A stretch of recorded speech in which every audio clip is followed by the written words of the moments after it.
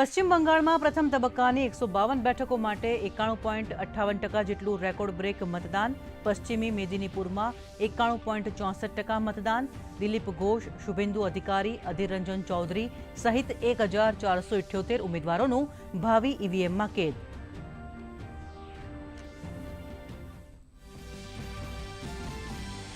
નવી સરકાર ચૂંટવા તમિલનાડુમાં 234 બેઠકો ઉપર 84.56% જંગી મતદાન.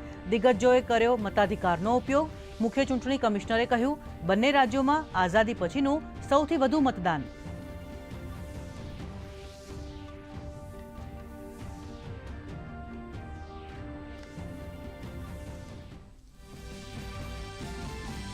પશ્ચિમ બંગાળમાં બીજા તબક્કાની ચૂંટણી માટે પ્રચાર પૂરજોશમાં. ભાજપના વરિષ્ઠ નેતા નરેન્દ્ર મોદીનો હાવડામાં રોડ શો.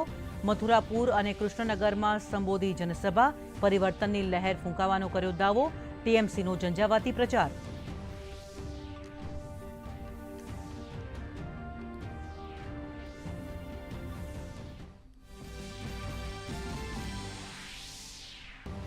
ઉમરેઠ પેટા ચૂંટણી માટે શાંતિપૂર્વક માહોલમાં મતદાન સંપન્ન. ભીષણ ગરમી વચ્ચે મતદારોમાં જોવા મળ્યો અનેરો ઉત્સાહ. ભાજપના હર્ષદ પરમાર અને કોંગ્રેસના ભૃગુરાજસિંહ ચૌહાણ સહિત 6 ઉમેદવારોના ભાવિનો થશે ફેંસલો.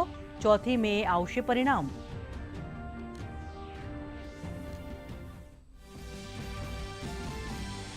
સ્થાનિક સ્વરાજ ચૂંટણીમાં અંતિમ તબક્કાના પ્રચાર માટે ભાજપના દિગ્ગજ નેતાઓ મેદાનમાં. ભૂપેન્દ્ર પટેલે સુરત ખાતે આયોજિત રેલીમાં વિકાસની રાજનીતિના સમર્થનમાં માંગ્યા મત.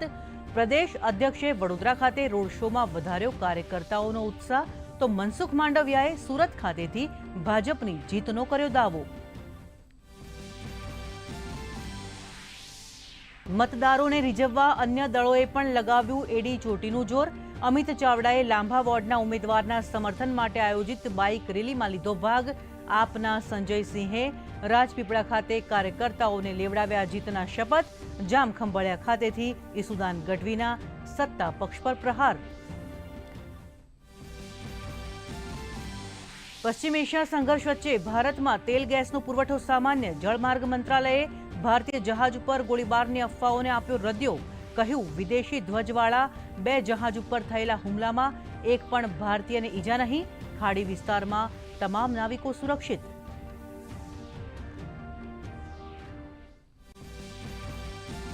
રાજ્યમાં ભીષણ ગરમીનો અનુભવ. 42.7 ડિગ્રી મહત્તમ તાપમાન સાથે રાજકોટ સૌથી ગરમ શહેર. અમદાવાદ પણ 41.5 ડિગ્રી ગરમીથી શેકાયું.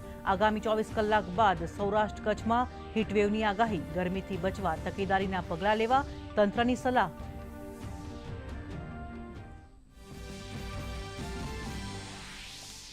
અને આઈપીએલમાં આજે ચેન્નઈ સુપર કિંગ્સ અને મુંબઈ ઇન્ડિયન્સ વચ્ચે મુકાબલો. મુંબઈ ઇન્ડિયન્સે ટોસ જીતી પસંદ કરી ફિલ્ડિંગ.